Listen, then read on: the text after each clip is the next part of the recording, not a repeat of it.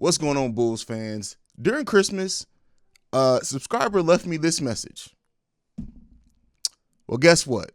I never let you down. I don't like that one. Yeah. There we go. This Welcome is it back. right here. This defines me. What's going on, Bulls fans? Welcome back to Chicago Bulls Central. I hope everyone had a great Christmas and got to spend it with their family and everything like that. Unfortunately, as we know, our Bulls were not televised during Christmas, which is stupid and idiotic and all that shit. But nonetheless, it is what it is. That's why the Christmas Day games suck. But we got a couple of pieces of Bulls news to go over this morning and just to talk about. We got a game coming up. We got a game coming up against the Indiana Pacers today, but we'll talk about that towards the end of the episode. Beginning, I do want to talk now. This is a very small thing, right? And this is something to just speculate over, but it was reported that Patrick Williams was seen getting shots up in practice. And that is okay.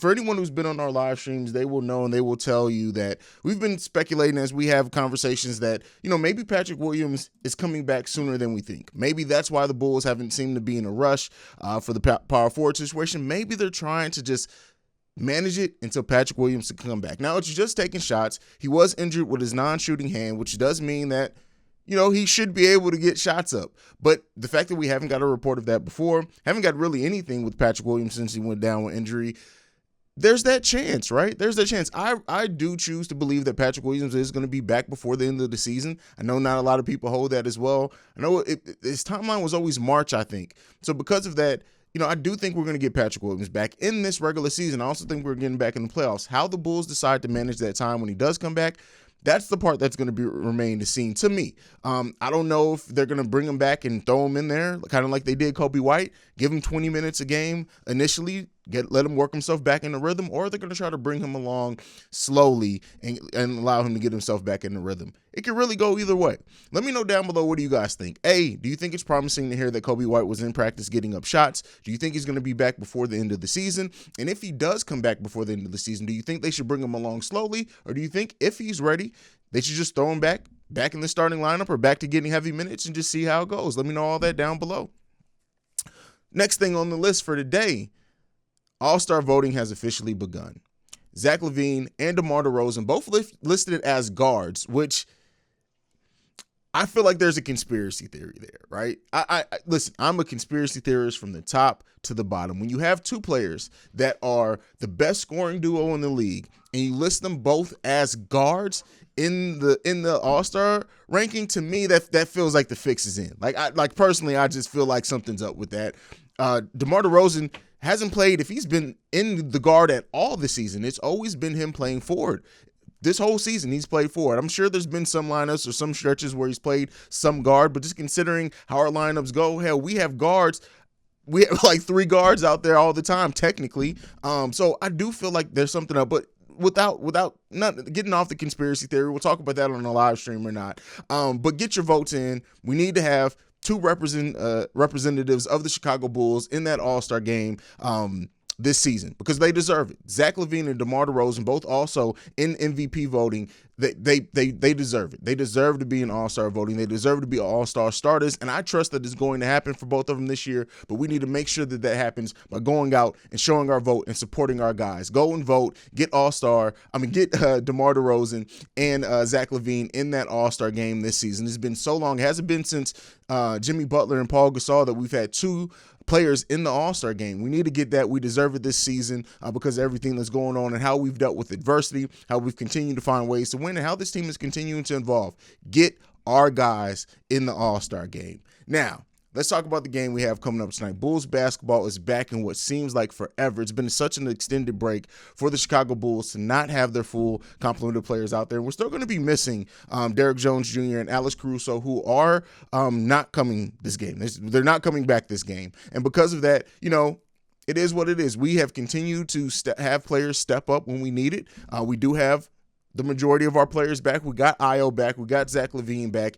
Troy Brown Jr. is back forever that's worth. Alex McKinney still on the roster as of right now. It's going to be interesting to see how Chris Fleming manages these rotations, if it's any different than what Billy Donovan manages the rotations in, and who gets in there and contributes. And so very big game coming up for the Chicago Bulls. Now, the Pacers aren't without their own injuries. Sabonis out this game, Brogdon out this game, TJ McConnell's not playing, as we know, TJ Warren, all not going to be playing in today's game. So because of that, and let me say this. Sabonis is questionable. I would not be surprised if like an hour or two before the game he ends up playing. So we'll see with that. Brogdon's technically questionable too, but we'll see if either of those players are going to be playing in tonight's game. But this is a matchup. This is a big matchup, mainly because that we're just excited to have Bulls basketball back. This is the first time in a while we're going to have this many players playing, and we're not going to be out considerable players. So because of that, we of course want to see our Bulls play the best that they can. This is going to be one of those games that I think is going to come down to defense, like it tends to do with the Bulls. Bulls, as we know, they're back in the top 10 now, ranked 9th defensively in the league so far this season. That's been fluctuating all over the place. Indiana Pacers are 18th. So if this does turn into a defensive battle, if the Bulls can get the stops that we trust and they've shown the ability to do, we should be able to win this game. But as been shown in our matchups against the Pacers previously, this is not going to be as easy as what it may seem like on paper. The Bulls are going to have to play with focus. They're going to have to make sure that they come out of the half, make some adjustments, come out firing, right? Bulls are ranked 6th in offense, so we should be able to score with just about anybody in the league. And the Bulls need to show up and do the best that they can in this game. They need to show up. I know that it's going to be one of those games where it may take some rust. We may show some rust, I should say. It may take a while for us to get back in rhythm or whatnot, but the Bulls have to come out and they have to execute. That's the key thing. Whether they play good on offense, great on offense or defense, whatever it is,